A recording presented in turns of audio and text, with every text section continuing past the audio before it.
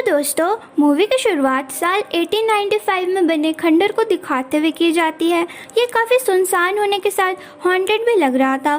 फिर हम देखते हैं एक बैट उड़ते हुए एक विंडो के पास आ जाती है और ड्रैकुला बन जाती है। इसका नाम ड्रैक ड्रैकुला था। फिर वो धीरे धीरे एक बच्चे के पास जा रहा होता है और देखने पर तो ऐसा लग रहा था जैसे वो उस बच्चे को मार ही डालेगा, मगर सडनली सीन हॉरर से फुल कॉमेडी में बदल जाता है। ड्रैकुला एक फनी फेस बनाकर बेबी को पीकाबू कहता है। बेबी का नाम मैविश होता है। फिर वो बेबी को गोद में उठाकर उसके साथ खेलता है और मैजिक से उसका डायपर चेंज कर देता है। यहाँ हमें पता चलता है कि ये बेबी ड्रैकुला का ही है। फिर हम एक मॉन्स्टर इंजीनियर को देखते हैं जिससे ड्रैकुला एक 5 स्टार होटल बनवा रहा था। फिर एक दिन घर का दरवाज़ा खुला देखकर मैविश घर से बाहर चलने को कहती है, मगर ड्रैकुला उसे नहीं जाने देते और उसे बेड टाइम स्टोरी सुनाते हुए जिसमें ह्यूमंस को वो मॉन्स्टर बता रहे थे और मैविश को डराने लगे थे। मैविश काफ़ी ज़्यादा डर जाती है तो ड्रैकुला उसे कहते हैं, डरो मत मेरे बच्चे, मैंने तुम्हारी मॉम को वादा करा है कि मैं तुम्हें हमेशा प्रोटेक्ट करूंगा और मैं अपना वादा पूरा करूंगा। फिर वो मैविश के लिए गाना गाते हैं। वक्त के साथ मैविश भी बड़ी हो रही होती है और ड्रैकुला उसे बैट में बदलना सिखा रहे होते हैं। तभी मॉन्स्टर इंजीनियर वहां आकर कंस्ट्रक्शन का काम कंप्लीट हो जाने की बात बताता है। इंजीनियर सिक्योरिटी पर यह भी बताता है कि होटल के 4 एकड़ तक हॉन्टेड फॉरेस्ट है और अगर कोई ह्यूमन उसे क्रॉस भी कर ले तो होटल के बाउंड्रीज पर मौजूद लैंड ऑफ अनडेड क्रीचर के पास नहीं जा सकता। और कहता है कि होटल को सेफ रखने के लिए वहाँ पे कोई भी फायरवर्क या बॉन्ड फायर नहीं होना चाहिए। वो ये सब मैविश की सुरक्षा के लिए कर रहे थे क्योंकि अपनी वाइफ मार्था के मरने के बाद अब मैविश ही उसकी फैमिली थी। फिर ड्रैकुला अपनी बेटी मैविश को ह्यूमन से बचाने के लिए वहाँ शिफ्ट हो जाता है। फिर हम देखते हैं कि मॉन्स्टर होटल ट्रांसिल्वेनिया जा रहे होते हैं। वहाँ पर आज मैविश का बर्थडे पार्टी मनाया जा रहा था। ड्रैकुला सारे मॉन्स्टर को वहाँ वेलकम करता है। वहाँ ड्रैकुला के नए पुराने सभी दोस्त आए हुए होते हैं। Pranky, a giant monster, Griffin and a invisible man, and when जो कि एक वुल्फ है अपनी वाइफ वेंडा और बहुत सारे मिनी फॉक्सेस के साथ वहाँ आता है। ड्रैकुला सबसे मिल ही रहा होता है तभी मैरी जो एक मम्मी है वो एक बहुत ही ज़्यादा शानदार एंट्री मारता है। ड्रैकुला सबको इकट्ठा करके बताता है कि ह्यूमंस काफ़ी ज़्यादा फैट और स्ट्रॉन्ग होते जा रहे हैं। ये बहुत ही हिलेरियस सीन था क्योंकि वो जिन लोगों को मोटा और ताकतवर ह्यूमंस कह रहे थे वो तो छोटे छोटे बच्चे थे। ड्रैकुला सभी मॉन्स्टर को कहते हैं कि होटल ट्रांसिल्वेनिया हमारे लिए काफ़ी ज़्यादा सेफ है और यहाँ पे कोई भी ह्यूमन नहीं आ सकता। फिर वो अपनी बेटी मैविश को लेने उसके कमरे में जाते हैं जो कि अब बहुत ही ज़्यादा क्यूट और ग्रोन अप गर्ल बन चुकी है। मैविश अपने फादर से काफ़ी नाराज़ थी और वो अपने फादर का करा हुआ 30 साल पुराना वादा याद दिलाती है और बाहर की दुनिया में जाने की बात कहती है। वो अपने फादर को दिखाती है कि वो पैराडाइज जाना चाहती है जहाँ उसके पेरेंट्स एक दूसरे से मिले थे क्योंकि मैविश को भी love at first sight feel करना था। ड्रैक उसे जाने की परमिशन दे देता है पर सिर्फ पास वाले गांव तक ही जाने को कहता है। ये काफ़ी वियर्ड था बिकॉज ड्रैक तो मैविश को बचपन में बिल्कुल भी कहीं जाने नहीं देता था और उसे ह्यूमन मॉन्स्टर होते हैं कहकर डराया करता था। मैविश सभी मॉन्स्टर के एडवाइस लेकर अपना बैग पैक किए निकल जाती है। मैविश कुछ ही दूरी पर जाती है कि लोग आग लिए घेर लेते हैं उन्हें और जिसे मैविश बहुत ज़्यादा डर जाती है और वो अपने फादर के पास वापस चली जाती है। ड्रैक उसे कहते हैं कि कोई बात नहीं बेटा, तुम उदास मत हो और वो मैविश को उसकी मदर का दिया गिफ्ट ओपन करने की बात कहते हैं। ड्रैक मैविश को डरा हुआ देखकर काफ़ी खुश हो रहा होता है क्योंकि ये उसी का प्लान था। वो ज़ॉम्बीज़ को ह्यूमंस बनाकर वहाँ पे भेजा था ताकि मैविश को डरा कर भगाया जाए। उसका प्लान तो पूरा हो जाता है मगर उनके साथ एक ह्यूमन भी वहाँ पर आ जाता है जिसका नाम जॉनेट था। जॉनी ने आग लगा हुआ देखकर वहाँ आया था और मॉन्स्टर का पीछा करते करते होटल में पहुँच गया था। वो होटल मॉन्स्टर से भरा हुआ था जो कि काफ़ी खूबसूरत लग रहा था। ड्रैक जॉनी को देखकर घबरा जाता है और वो उसे बाहर निकालने की कोशिश करता है मगर इतने सारे मॉन्स्टर के बीच वो क्योस अफोर्ड नहीं कर सकता था। ड्रैक 2-3 बार उसे बाहर निकालने की काफी कोशिशें करता है मगर वो उसे नहीं निकाल पाता। फिर वो जॉनी को मॉन्स्टर वाले कॉस्ट्यूम पहनाकर बाहर लेकर जाने की कोशिश करता है मगर जॉनी तो सब कुछ एंजॉय कर रहा था। उसे लग रहा था कि ये सारे लोग मॉन्स्टर के ड्रेस पहनकर पार्टी एंजॉय करने आए हैं। आगे जाकर मॉन्स्टर शेफ का माउस तो उसकी स्मेल से ही पहचान लेता है कि जॉनी एक ह्यूमन है और वो शेफ को बताता भी है मगर वो उसकी बात पे भरोसा नहीं करता। वहीं जॉनी को तो ये लग रहा था कि सभी ह्यूमंस ने मॉन्स्टर के कॉस्ट्यूम पहन रखे हैं मगर जल्दी ही उसे पता चल जाता है कि ये सब कुछ असली मॉन्स्टर है और वो बहुत ही ज्यादा डर जाता है और इधर उधर भागने लगता है और जाकर मैविश से टकरा जाता है। वो दोनों एक दूसरे को आंखों में आके डाल ही रहे होते हैं कि वहाँ ड्रैक आ जाता है और जॉनी को रूम में ले जाता है। जॉनी बहुत डरा हुआ था,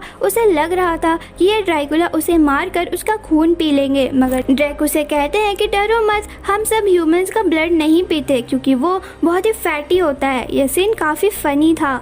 जॉनी फिर रिलैक्स हो जाता है और ड्रैक से पूछता है कि क्या तुम वही ड्रैकुला हो जो ब्लै ब्लै ब्लै करता है। तो ड्रैक बैट में ट्रांसफॉर्म होकर जॉनी को बाहर निकालने की कोशिश करता है मगर मैविश वहाँ पे आ जाती है और ड्रैक का प्लान फिर से फेल हो जाता है। ड्रैक जॉनी को डराते हुए कहता है कि तुम्हें अपनी आइडेंटिटी छुपानी होगी कि तुम एक ह्यूमन हो। जॉनी काफी ज्यादा वियर्ड था जिसे देखकर मैविश को उस पर शक हो जाता है और वो अपने फादर से उसके बारे में पूछती है। तो ड्रैक कहता है मैंने स्पेशली तुम्हारे लिए तुम्हारी उम्र का इवेंट प्लानर हायर किया है। मैविश ये सुनकर काफी ज्यादा एक्साइटेड हो जाती है कि कोई उसकी उम्र का वहाँ पे आया है। मैविश उसे बात करने की कोशिश करती है मगर ड्रैकुला उसे रोक देता है और उसे कहता है कि इसे अभी स्पेशली तुम्हारे पार्टी के लिए काफी सारी चीजें प्लान करनी है। फिर ड्रैक जॉनी को एक सीक्रेट रास्ते से बाहर निकालने की सोचता है मगर वो हर बार गलत रास्ते पे चले जाता है। फिर वो उस जगह पे पहुंच जाता है जहाँ पे वेन, फ्रैंकी, ग्रिफिन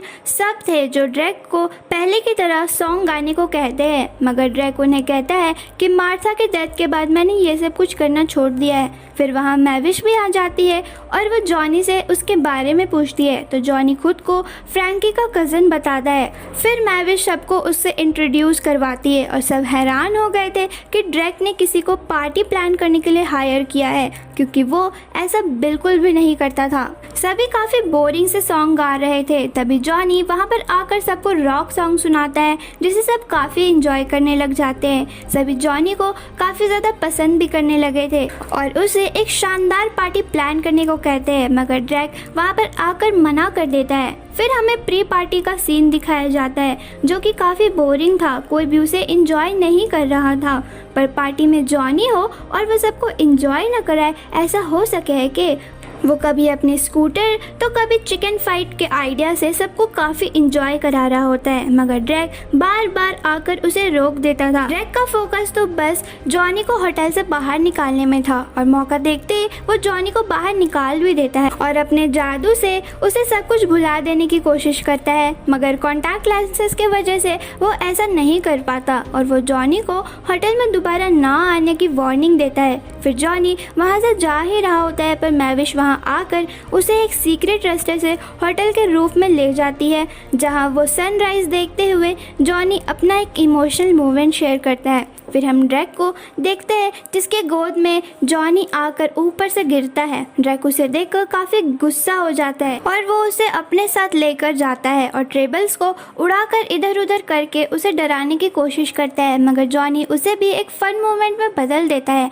और ड्रैक और जॉनी एक साथ काफी इंजॉय करते हैं। फिर वहीं रैड और शेफ स्मेल करते हुए ह्यूमंस के वहाँ होने का शक हो जाता है और वो उस ह्यूमन की खोज करने लग पड़ते हैं और जॉनी को किडनैप कर लेते हैं। ड्रैक उसे बचाने के लिए अपने सोल्जर्स भेजता है पर शेफ उनसे एक फनी फाइट करते हुए जॉनी को अपने साथ ले जाता है। वहीं दूसरी तरफ मैविश की जॉनी की तरफ अफेक्शन देकर ड्रैक परेशान हो जाता है और मैविश को उसके बारे में ना सोचने को कहता है।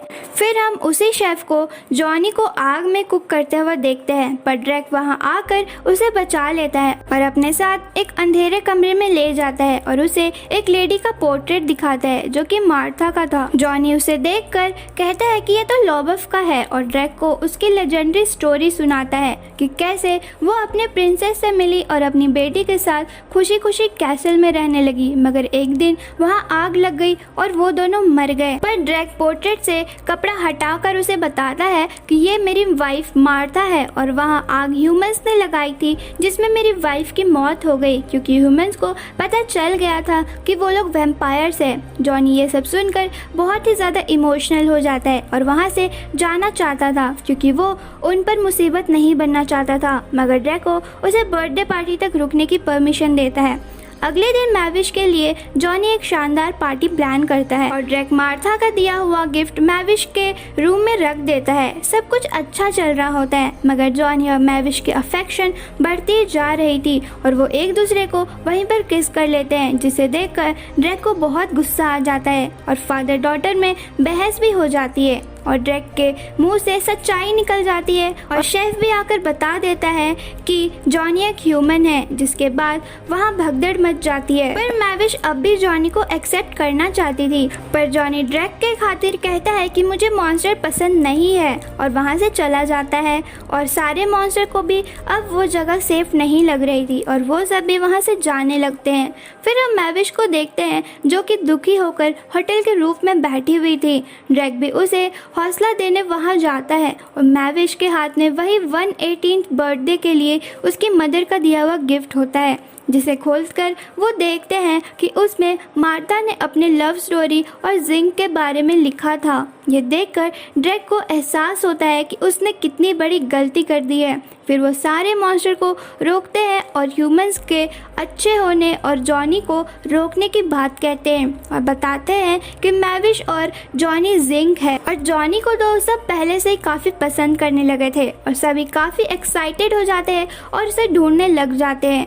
वेन की बेटी विनी की हेल्प से सब मॉन्स्टर उसे ढूंढने निकलते हैं और वो ह्यूमंस के टाउन में पहुंच जाते हैं जहां ह्यूमंस मॉन्स्टर फेस्टिवल मना रहे थे और जब उन्हें असली मॉन्स्टर का पता चलता है तो वो उन्हें भी एक्सेप्ट कर लेते हैं। पर इतने क्राउड में जॉनी की फ्लाइट तक 3 मिनट में पहुंचना नामुमकिन हो गया था, तो एक मॉन्स्टर सबको मैविश और जॉनी के जिंक होने की बात बताता है और सब ड्रैक के लिए ब्लै ब्लै ब्लै कहते हुए रास्ता बना देते हैं, मगर फ्लाइट टेक ऑफ कर चुकी थी। पर ड्रैक बैट बनकर फ्लाइट के पायलट के ऊपर जादू करके जॉनी को रोकने कहता है और फ्लाइट वापस लैंड हो जाती है।